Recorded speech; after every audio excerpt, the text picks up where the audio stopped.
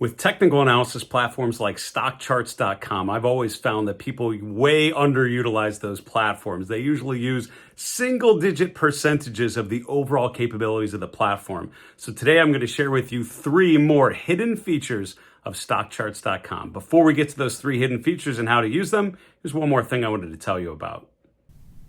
I'm a technical analyst, which means I spend hours every day looking at hundreds, if not thousands of charts. But in my own decision-making process, it's not purely technical. I actually spend a decent amount of time looking at fundamental factors that are actually driving companies and empowering them to grow for multiple years going forward. I look at macroeconomic data like the Fed and inflation and interest rates to think about how all those factors might impact those stocks and ETFs that I'm looking at. And I also have learned from spending years working with institutional investors that having a good quantitative model is super important. What a quantitative model does is basically look at the characteristics of successful stocks, looks at all the factors, technical, fundamental, everything, and wraps it into one rating, and then allows you to focus on the best opportunities within a particular set of stocks or ETFs.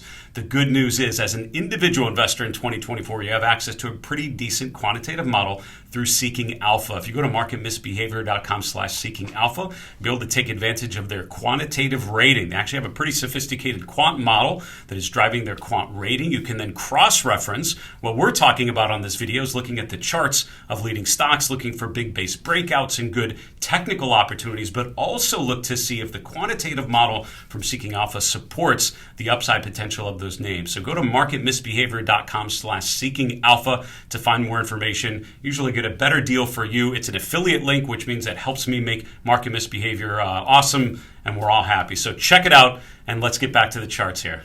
So the first hidden feature we're going to talk about is one of my favorites. It really deals with the ability to understand the price relationships a little bit better, and it's called the inspect tool, or the crosshairs. If you look at the top of the sharp charts here on StockCharts.com, you have this little selection called inspect, and I usually leave that off because it does make the chart a little busier as you're analyzing it. But if you're really trying to have a conversation with the chart, really trying to understand the price action a little better, you probably want to click this on. And when you move the mouse down into the chart, you'll see it immediately has a little pop-up that shows you information like the open, high, low, close on any particular day that you highlight. It'll also give you the percent change and the volume on that particular day. You can also get a sense of where we're at on the y-axis. So if you move your horizontal level up or down, you can see over here that it tells us exactly what level we're at. So if you just want to get a sense of where that support level is, we can see it's right around $11 a share. Another way that this is helpful, and this is one a lot of people don't know about, is if you left click and drag, it'll give you this quick percent comparison tool. Now it's off to the left side of the chart. You'll see that little number that updates as I move the mouse up and down. So I left click and hold that left click button down, and then I move the mouse so I can see from the peak here in July of this year to the low that we experienced in October. It's about a 44-45% drop for Carnival Cruise Lines. It's also really helpful when you're thinking about a trade, right? So if you would take a position today on Carnival Cruise Lines, and you want to think about, well, I'd hold it as long as we hold above these moving averages. If you move the mouse down, you can see that's about 16-17% below current levels. You could also say, well, I want to limit it to a 10% loss, in which case we can make it right around 10%, and you can see that price value would be around $16.50. So if you want a particular percent stop, it's a quick visual way of analyzing what's the pain threshold, right? At what level might I want to put a stop order, a limit order, to make sure that I exit an existing position and limit my downside losses or my downside exposure. So the inspect tool is something I usually leave off, but if I really want to think about the relationships, and this is helpful because a lot of times when we're just analyzing price movements, the values on the y-axis are not as important to us, particularly charts like NVIDIA that have had incredible runs. These little blips don't seem like much, but if you turn on the inspect tool, you can see that from the peak in March to the low in April, it's about a 22% drop for NVIDIA, even though it looks like just this little move on the chart. Because it's had such an exponential rise, those values actually mean quite a bit if you're holding that stock during that downdraft. So the inspect tool is a brilliant way of really understanding the price levels that you're working with a little bit better. So that is hidden feature number 1.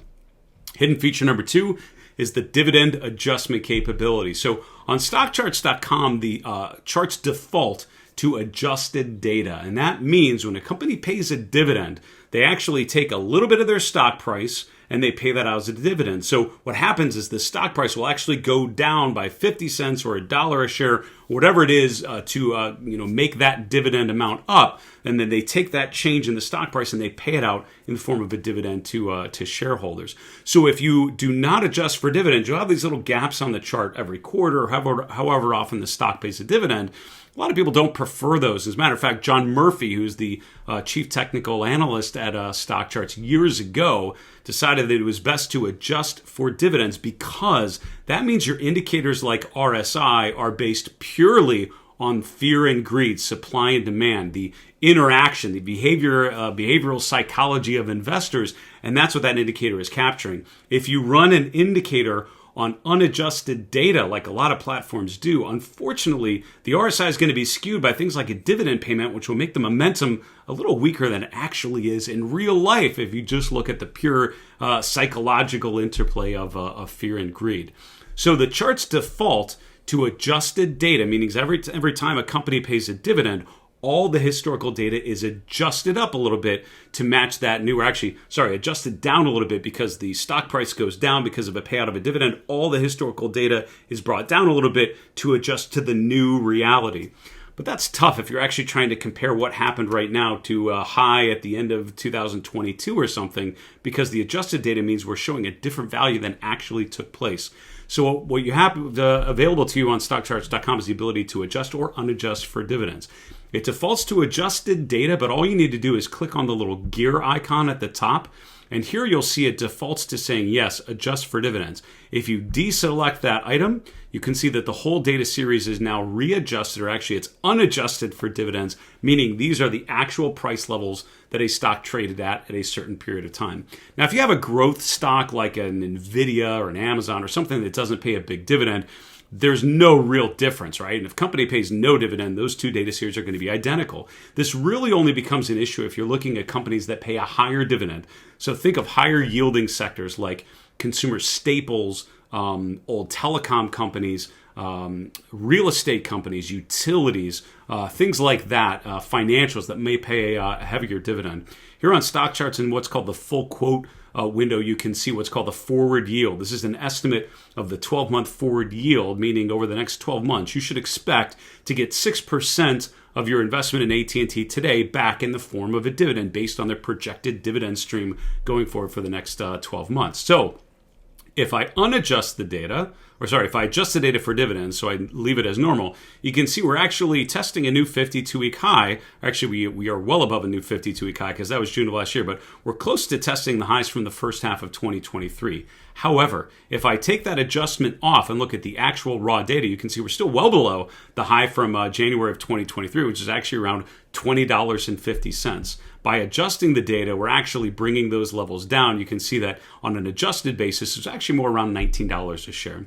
So which should you use? That is really a personal thing. There are times when I like to look at the adjusted data, particularly if I'm focusing on relative performance and I'm focusing on indicators and really trying to understand the sentiment behind those stock price movements. But if I'm doing Fibonacci analysis or I'm looking at support and resistance levels, particularly from a long time ago, and particularly for higher yielding stocks, I like to go in here and unadjust that data. So the ability to just adjust and unadjust quickly is a great feature. You can also just add the underscore before the ticker, and that's a quick way to get to the same point. So feature number 2, hidden feature on StockCharts, the ability to adjust or unadjust to dividends. A lot of charting platforms either don't give you both options or don't make it very clear how to do so. So make sure you check if you're using another platform.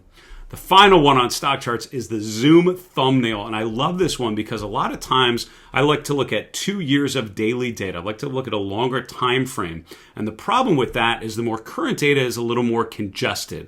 So what I often will do is make a shorter term chart, do like a 1-year chart, or maybe go down to like a 6-month or a 3-month chart.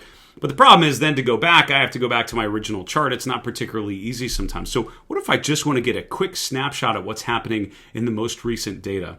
just below the chart, there's this little guy called Zoom Thumbnail. And what that does is it just takes the most recent snippet of data and it blows it up into a little, what we call a thumbnail on the right side of the chart. This really zooms into the most recent data. So if I really want to understand where that most recent swing low is, or some of these support levels where we're at relative to a key moving average, this zoom thumbnail makes it very easy, much easier to identify those precise levels and see where they're at relative to a zoomed in y-axis. If you're looking to see whether the RSI is overbought or oversold, if you're looking at an indicator like MACD or PPO and you're not quite sure if that signal has registered yet, this zoom thumbnail will take each indicator panel and blow it up and actually zoom in on the data a little bit better so you can really understand what levels and what signals may have occurred or may not have occurred.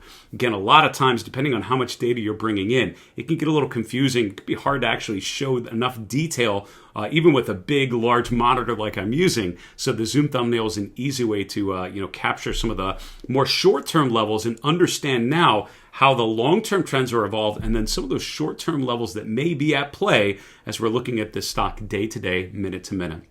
So those are 3 hidden features of StockCharts.com. We talked about the inspect tool to zoom in a little bit and focus on individual price relationships. Thinking about when we're actually making a trade, how we can focus on the particular levels, where we may want to put stops, and also what percentage swings have actually played out. We talked about the dividend adjustment feature on a high-yielding name like AT&T to make sure that we focus on whether we're looking at price action, in which case unadjusted data is probably best, or if we're looking at indicators or relative strength, we really do want to incorporate the dividends as much as possible. Finally, the zoom thumbnail helps us focus in on short-term levels. So on one page, we can think about the long-term trends and the short-term relationships as well. What are your favorite features of a platform like StockCharts.com? Don't forget to drop a comment below and let me know. For Market Misbehavior, I'm Dave Keller. Be well, stay safe. See you again soon.